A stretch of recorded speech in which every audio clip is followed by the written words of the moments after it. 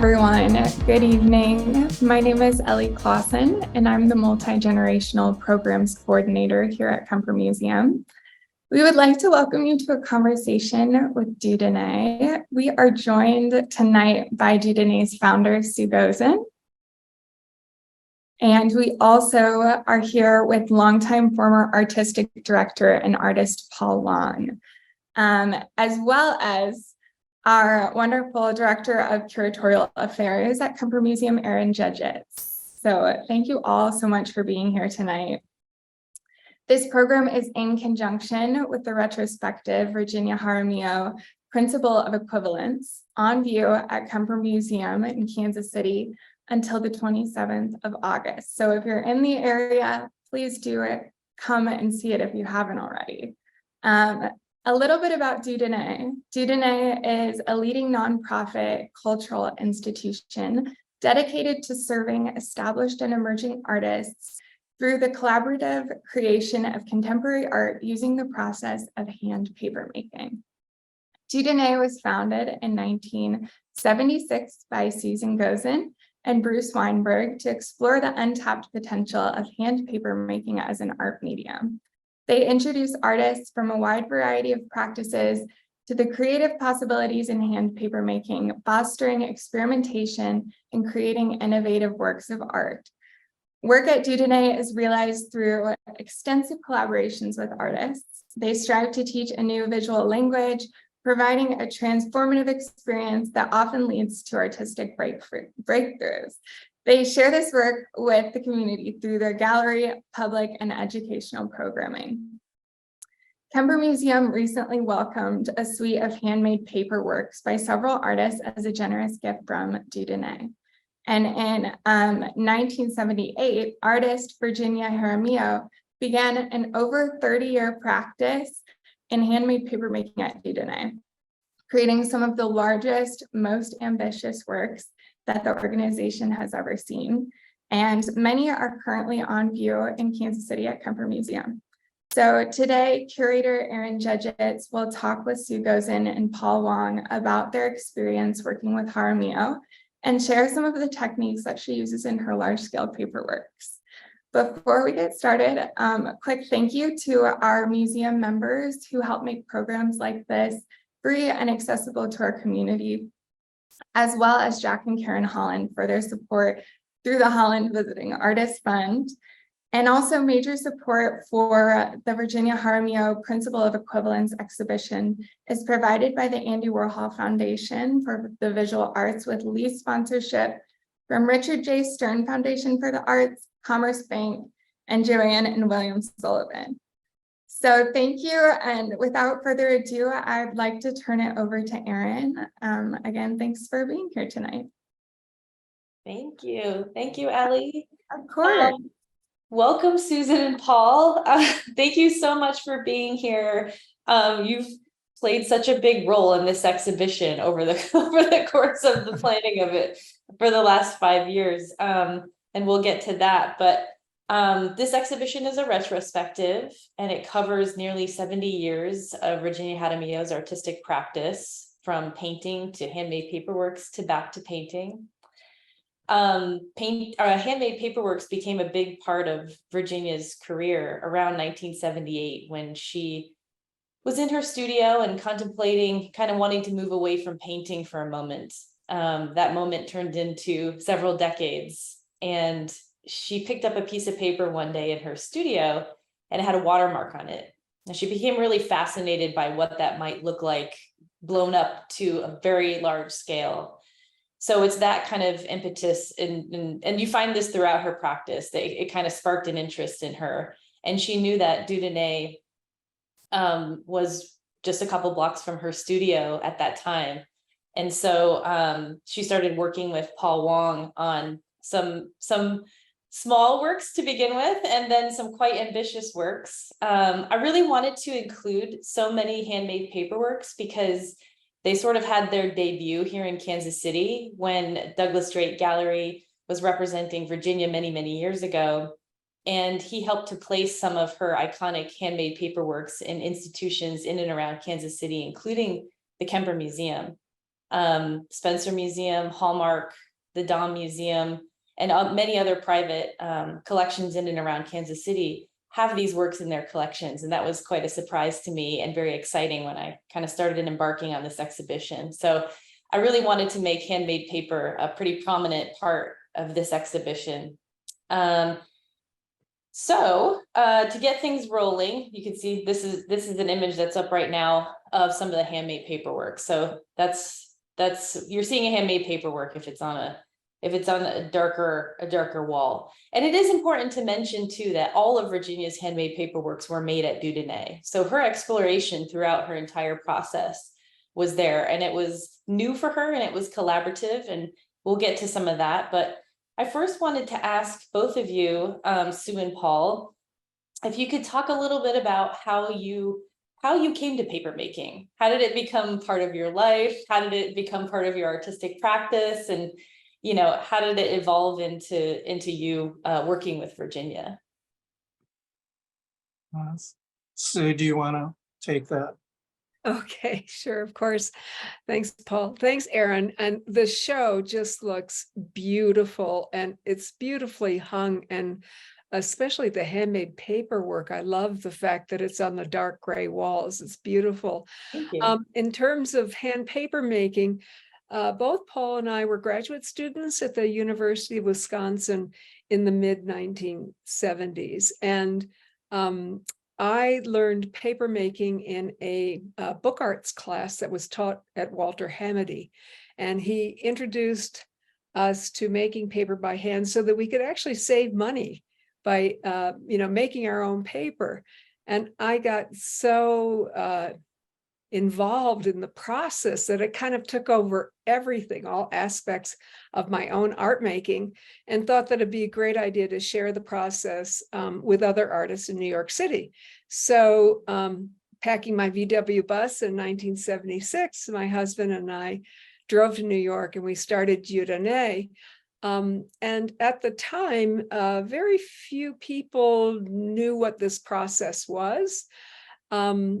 And so we had to start from scratch, literally, by going to the garment district and getting rags, because we did make, and all of Virginia's paper pieces, I believe, are from real rag, which nowadays, for anybody who's listening and makes paper, very often something that's fabricated, a linter, a fiber that's already processed is used. But this was real rag paper. So that's how we got started. And then in 1978, I'll let Paul, of course, talk a little bit about his explorations of paper making back in Wisconsin. But I was looking for somebody to come join me at Dieu Donne, and who was very entrepreneurial and interested in experimentation and interested in collaboration. So Paul, maybe you can jump in and talk a little bit about your story. Okay. So Sue and I, graduated around the same time, but she went to New York before, and I was still in Madison until I got a job offer through the printmaking workshop, because I was essentially a printmaker, but I had become familiar with paper making through people like Joe Wilfer and Walter Hamady in Madison.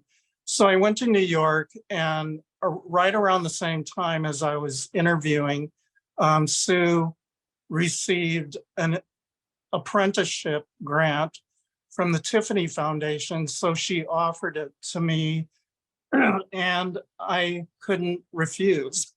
So that was like really the beginning of coming to New York in 1978 and starting to really learn the technical ins and outs of the process of hand paper making. Whereas before in Madison, I was just dabbling around, just discovering things on my own about the materials and the process. So at Dieu Donne, I really became trained alongside Sue with the materials that she gathered together rag fibers and dry artist pigments. So the first year I really learned an extensive amount of, how to respond to these materials and to the equipment that she had built and gathered at Dieu Donne.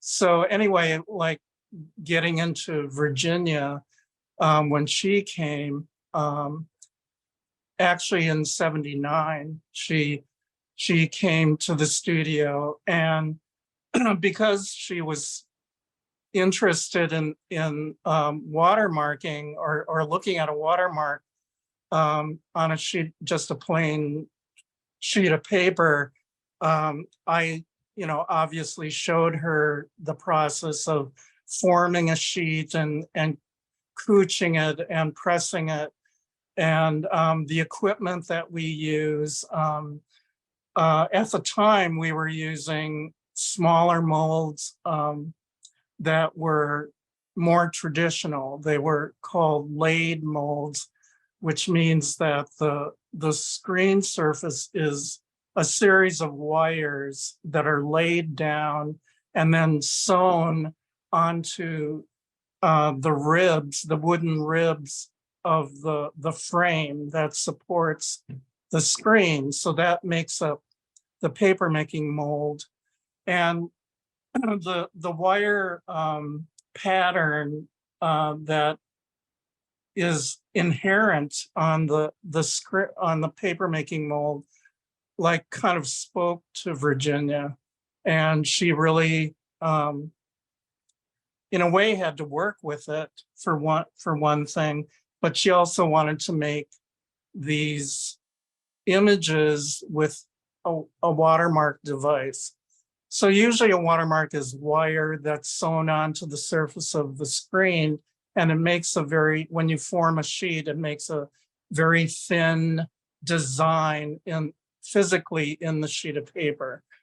But we had been playing around with using other kinds of materials to make watermarks, and we even use like masking tape and other kind of materials that we could actually just attach to the surface of the screen.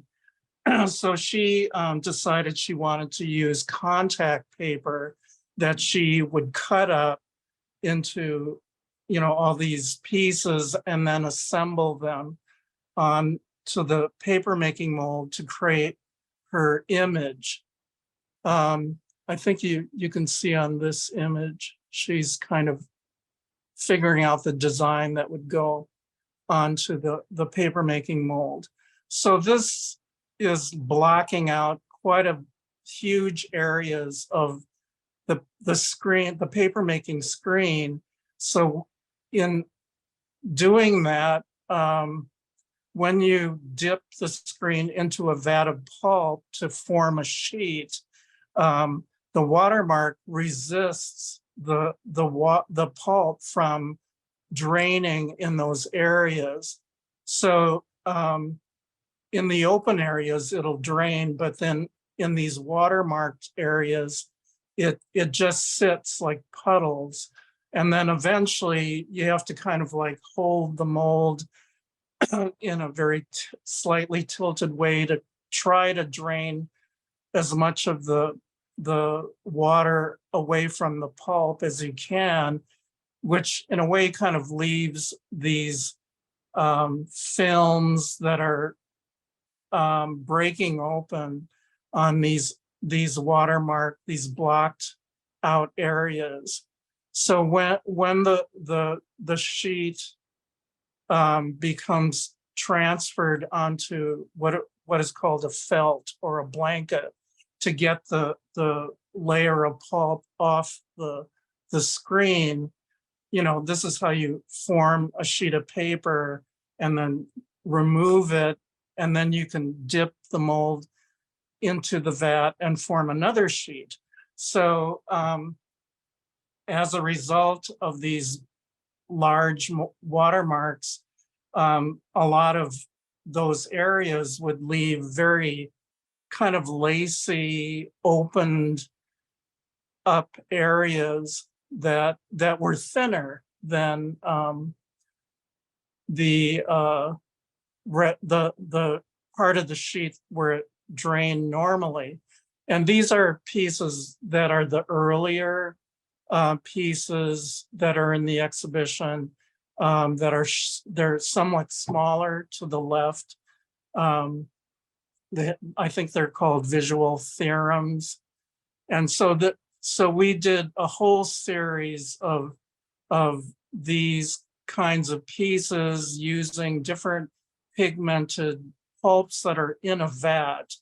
And sometimes we would like form a single pull of pulp and then cooch it down. And then we take the mold and dip it into another colored vat and then cooch that on top of the sheet that we had already cooched. And these two layers fuse together when it's pressed and dried and becomes a single sheet of paper.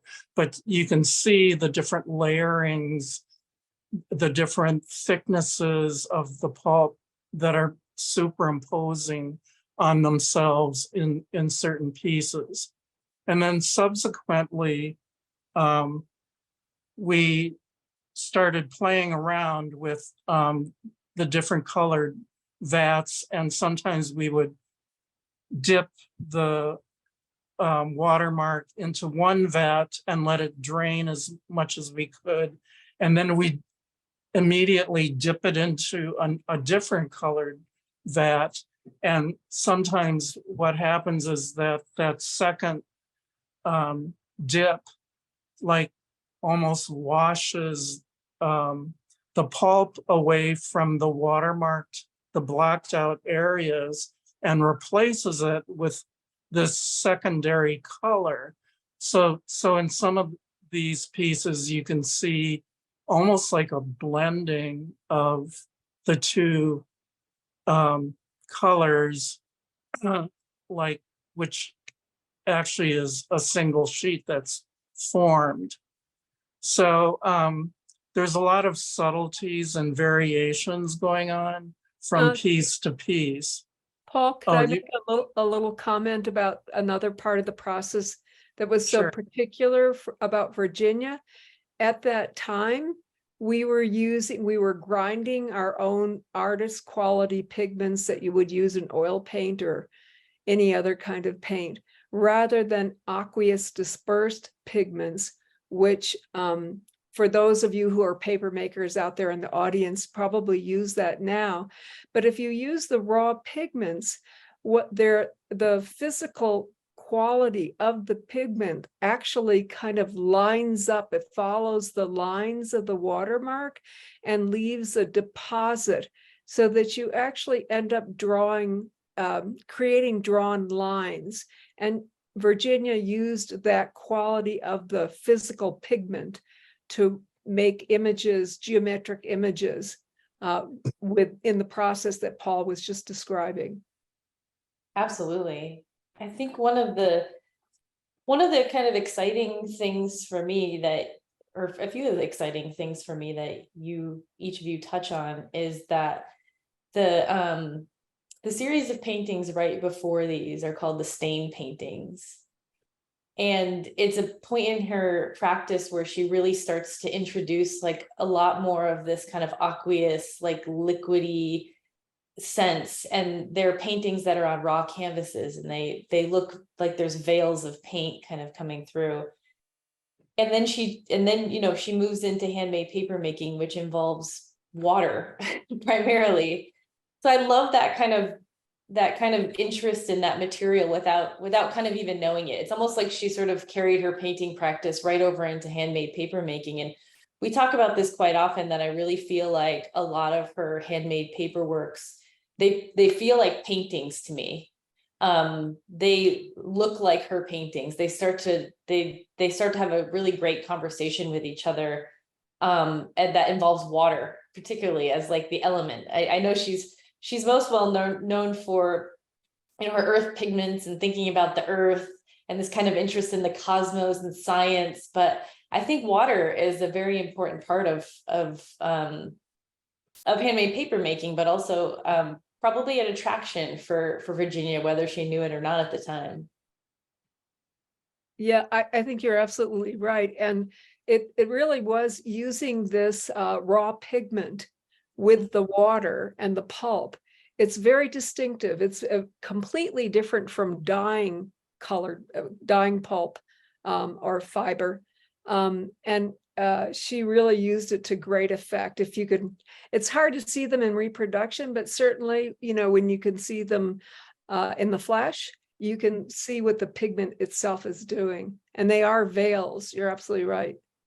And they have like she starts to have some iridescence into some of the pigments at a certain point. So I was saying earlier that these earlier works, the visual theorem pieces, like you were saying, Paul, the water kind of goes through, and it's left with kind of almost like this very loose, kind of like almost like a cheesecloth like effect, where the fibers are sort of barely hanging on to each other, and you can see light through it, and you can see the different veils of color that are happening through those too. So, and then later on, you start to see works that are very dense and they have iridescence in them, and they almost look like sheets of metal, or they look like sometimes the colors, like you were talking about, Susan, deposit so specifically in certain areas that they start to read as almost like graphite drawings.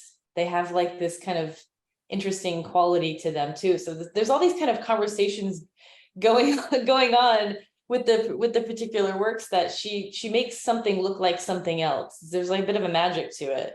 Well, maybe Paul can talk a little bit about, we dried these initial works on metal. And Paul, maybe you want to jump in and talk about how that worked and how that affected the final Right. final look of the piece. Well, actually, even the visual theorem pieces were dried on metal because it would have been very difficult to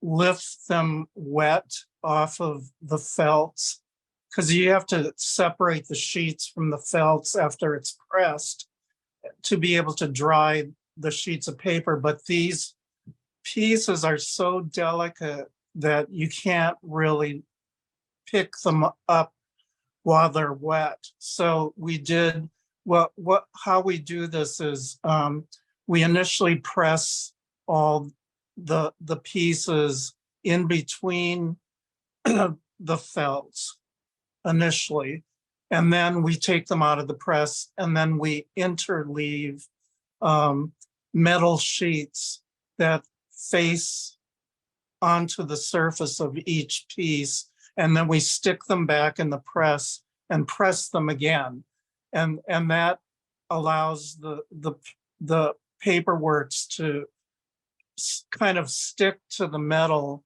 enough that we can then peel the felt off the back of the piece. And then we simply dry the work on the metal until it's completely dry. And then at that point, then we have to very carefully peel the piece off of the metals, because there's so many open areas and delicate lacy passages that we have to kind of individually lift up to separate and peel the pieces. So it's a very tedious kind of task.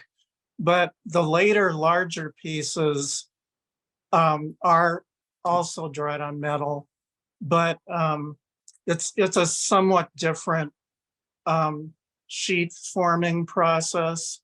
So I guess I could go into, talking about the larger pieces.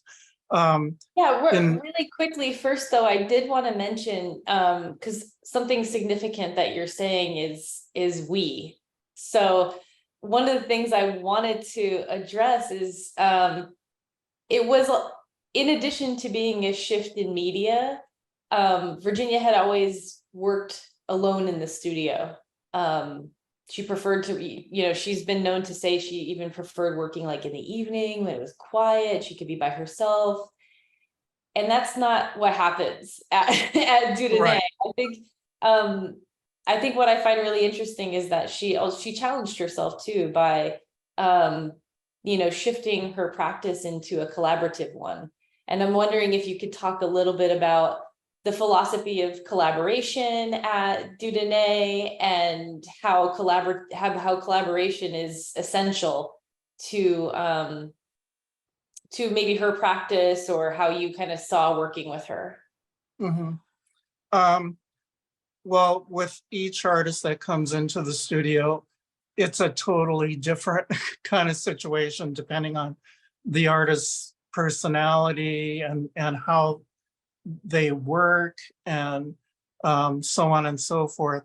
So some artists almost like automatically can manage on the, by themselves in the studio, whereas others like Virginia, because of the way that she's creating these pieces, needs extra hands to actually form and create each piece. So for her, it probably was kind of a challenge, to really like go into, a different studio and work with people she doesn't really know that well. But her focus was so, like she really had a very clear sense of what she wanted to achieve. And I'm there to really help the artists, kind of realize how it can be done in the papermaking process, whatever way. Like sometimes we have to invent things from scratch. And because Virginia came at a fairly early stage in our existence, like she was there at the beginning, kind of like helping us to actually develop ways of working with the watermark, whereas other artists might have come in and we would have figured something else out that we had never done before. So these are kind of pioneering years for us as well, to work with artists and to solve, the issues that they kind of bring to the studio. And Virginia's personality, even though she's very kind of introverted, I guess, in her own studio, and she's somewhat of a quiet person, she was actually very open and cooperative and had such a wonderful sense of humor, like while we were working. It was really kind of a joy. And like the work was very difficult to do physically and mentally. You're constantly thinking on your feet, for the next like combination of, especially with the larger later pieces, that it would take her, like every time we would couch a multi, this is where we would she would be throwing very thin buckets of different colored pulps back and forth from one end of the piece or the mold to the other, to build up actually a thin layer of almost like a painted kind of couch. And then that would be couched down, and then she would look at it and she would have to decide, now what colors am I, each stage would determine for her what colors that she would use next. So it was like a real intense thinking process, and physically to actually do all of this stuff on a 40 by 60 inch mold was really challenging for us as well. So by the end of the day, we were all like really Soaked and exhausted. almost exhausted, but we would just break out laughing because the work was so exciting as each piece would be finished. It would still be wet, but you could see the finished piece, and it would be so exciting that, you know, we would all just start laughing and we couldn't stop laughing because Is this what was, you hoped for? Is this what you hoped Dieu Donne would kind of start as? yeah. Yes, absolutely. I just wanted to make a little comment about how Virginia used the technique of watermarking in a very distinctive way, because as Paul described it, it was originally invented in Italy to identify the paper maker, where that sheet of paper came from. So if you can think of a paper clip sewn to the surface of a mold, you'd have an invisible paper clip that when you hold it up to the light, you'd see it because of that disruption of how the pulp would flow. So when Virginia came to use watermarking, she wasn't doing something like identifying her name or whatever in watermark. She was using this process of blocking out, but not blocking out completely as you might with a stencil, but actually using the blocking process to create these veils, as Paul was describing. But it's actually quite different than using stencils, for example. So it really is this layering of veils, and very distinctive to her work and to discovering how the process of watermarking can be used in such a different way. Yeah, I think how it relates to her paintings, a lot of the later pieces have very simple watermarks that are very linear, and that they'll kind of cut across the picture plane here and there. And I can see the relationship of the lines in her paintings being, you know, the image, and then the color splashes and layering would be the field of her paintings. And actually, can I just make a comment while this image is up on the screen? You see those thin horizontal lines? Those are, in quote, the laid lines that are part of the surface of the screen that Paul was describing. Whereas the triangular areas are actually, they're thicker areas of pulp where you're not seeing how the pigment and the fiber is lining up on those horizontal lines. So it was really interesting that Virginia was really thinking about this process and what it would offer her approach to making kind of geometric shapes and veils of color. It was very distinctive. Really pushing the material is a part of her entire practice. So it doesn't surprise me that like each iteration of a series just seems to be flexed in its most like, you know, its most extreme sense. And like all of these kind of like, all of these tools that she can really utilize to help kind of bring her vision to fruition, whether it was like exploring the golden ratio, or she was kind of looking at the foundations of ancient sites that, you know, she really kind of used the watermark to her best advantage to really read into some of those themes that take precedent, I think, throughout her entire career. I think, you know, one of the, over the course of the time of working at Dieu Donne as well, the scale of her work really increased. And it seemed like there was a bit of a fearlessness going on too, in terms of, at a certain point, she had mentioned sometimes works, you know, once the plate was lifted, just wasn't looking like what she expected, but she instead would collage some of those together. And that's a result of some of the larger works like Mount Meru and so forth, where she's actually superimposed one part of a handmade paperwork over another. This particular work that we're looking at right now is actually part of Kemper Museum's permanent collection. So we've had this work.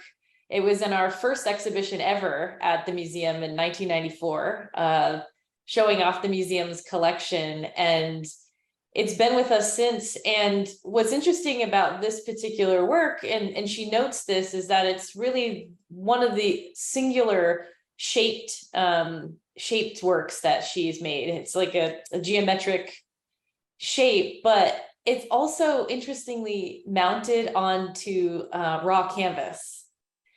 So she's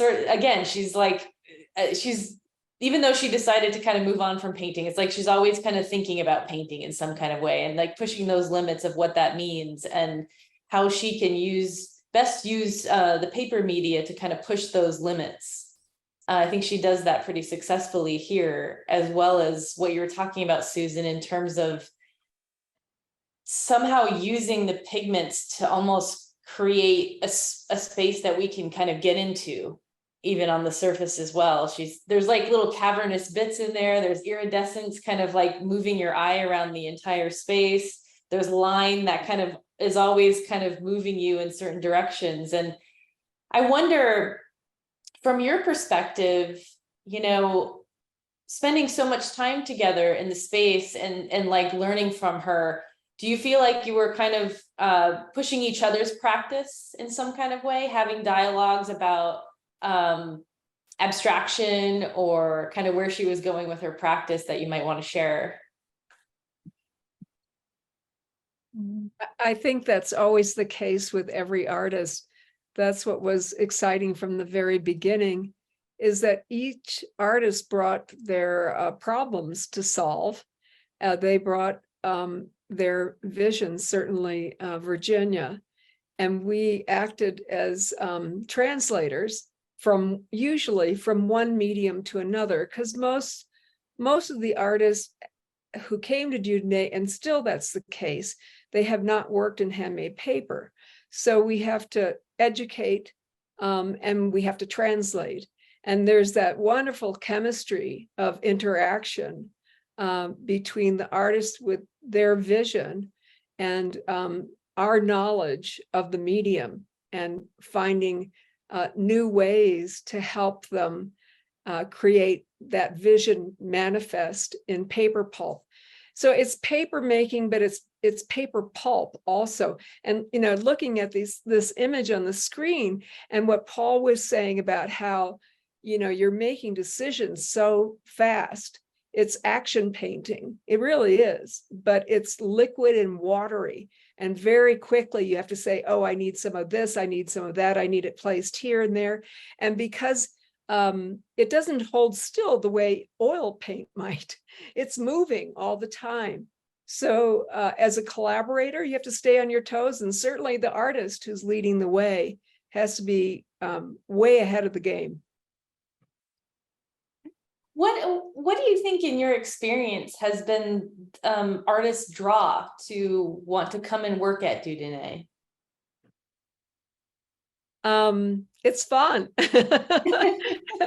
It's really, and it's also, I think artists often like to, if they're, let's say they're mainly painters working in oil or some medium, it's great, as we've been talking, it is such a fabulous experience to go, go from your studio where you're by yourself and you're always working in the same medium, in the same kind of approach.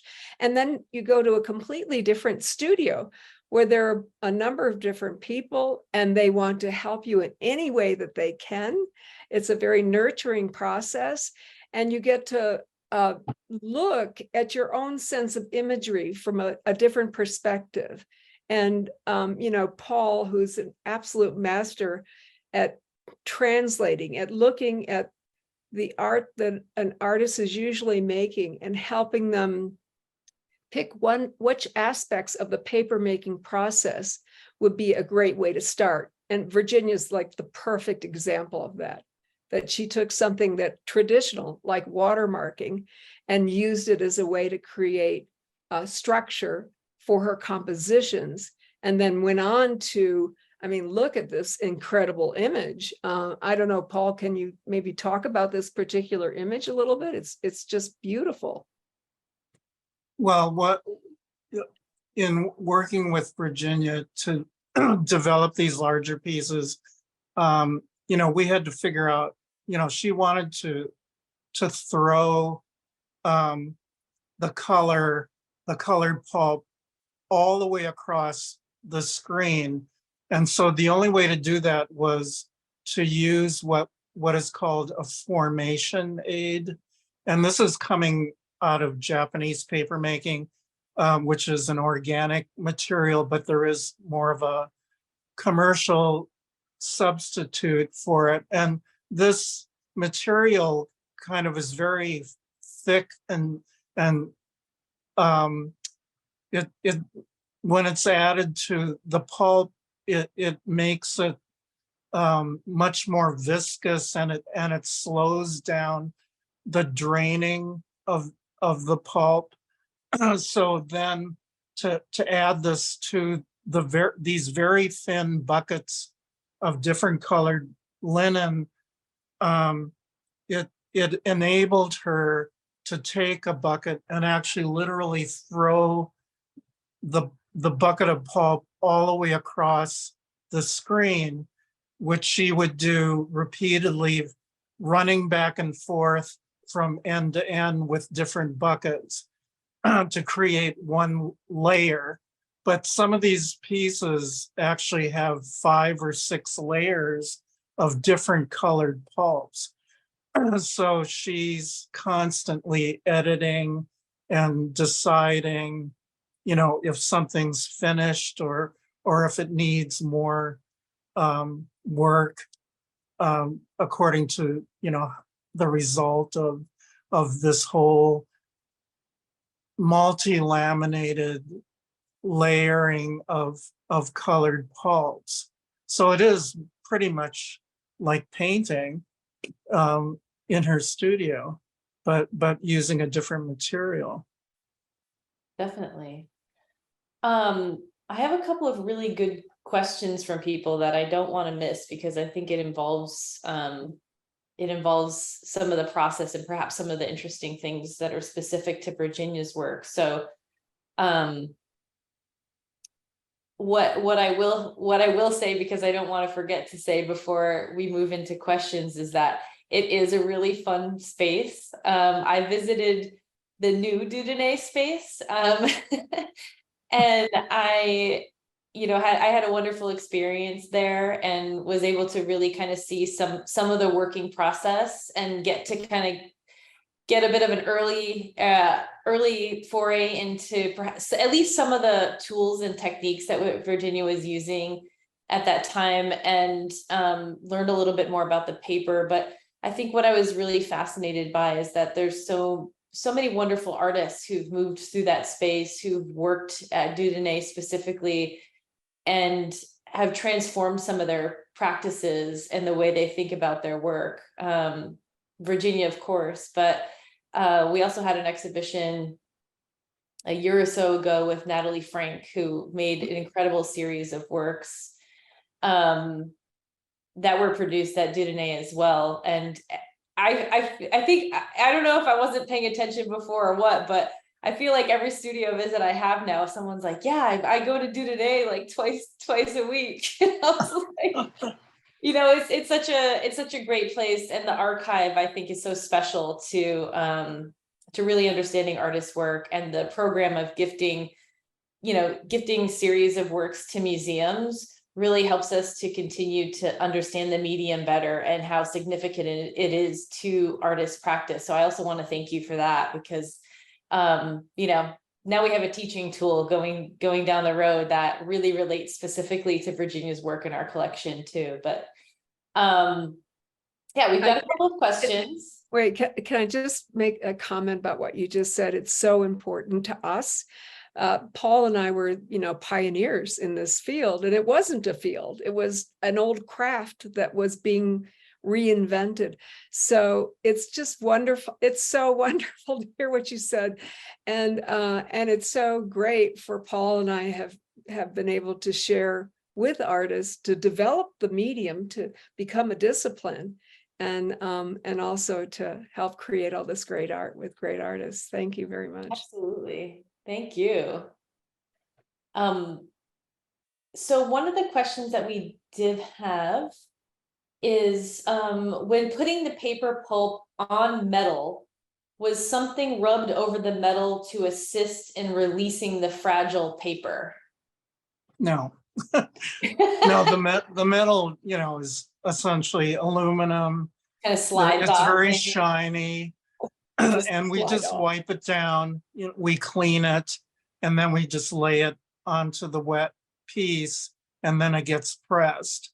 So it really is, I guess, just the wetness of the sheet and the pressure of the press that's, pushing it onto the metal. So it sticks enough so it won't fall off when it's drying. And then it has to be, it actually peels off pretty easily. It almost pops off once you get it started. So it's really just holding on, just to dry and not be welded onto the sheet. Can I make a couple of comments, Paul? I remember with the early ones, at least, that sometimes the thin areas would dry sooner. That always happens than the thicker areas. And so sometimes you had to be really careful. You had to watch it as it was drying, because parts would pop off before other parts. And then, then you kind of lose the piece, actually. And the other thing, when you were showing the image, I don't know if people were noticing, if you look at the very edges, those little tiny bits of fiber on the edges of the decal edge were so wonderful, and Virginia so wanted to keep them, that you have to very, very carefully, like put a razor blade or something like that underneath them, and just like really carefully, so you can save all that beautiful detail. Right. So It's almost sometimes like, it pops off, sometimes it doesn't. right. I Well, feel like you'd be okay with either way. Right. Well, I mean, we, later on would put them in a stack dryer, which has weight on it. So just to make sure it doesn't pop off. So in later years, we, like kind of improved on the process of working with her. Well, learning more control. And if this is a Right. paper maker who's asking this question, do dry it with some pressure between blotters, because it will, you can't, depending on the composition of each piece and how much layering, you really, unless you watch it dry the whole time, which you can do, but that it's safer to have it in a stack to dry it. And it's also safer to lift it up with like a razor blade on an edge, and actually go around to all the edges around the whole perimeter. And then it will start releasing the whole thing, so you won't lose that beautiful decal. Thank you. I feel like there are paper makers in the room, and actually this question comes from Kelsey Pike, who's going to be doing a handmade paper making workshop at the museum. And this is a bit, I think this has been a burning question of many people, but I'd love to hear about the feathers in the visual theorem series. I think Virginia might have mentioned that there were some feathers put into some of the pulp, perhaps. It's possible that, as we were making the pulp, it's in this machine called the beater. So everything's getting macerated up, the rags and everything. And so she might have thrown some feathers in. It didn't end up in every piece she made, but maybe just like a couple sessions she might have included it. I don't know why. Maybe it was another way to make a line. I have no idea. True.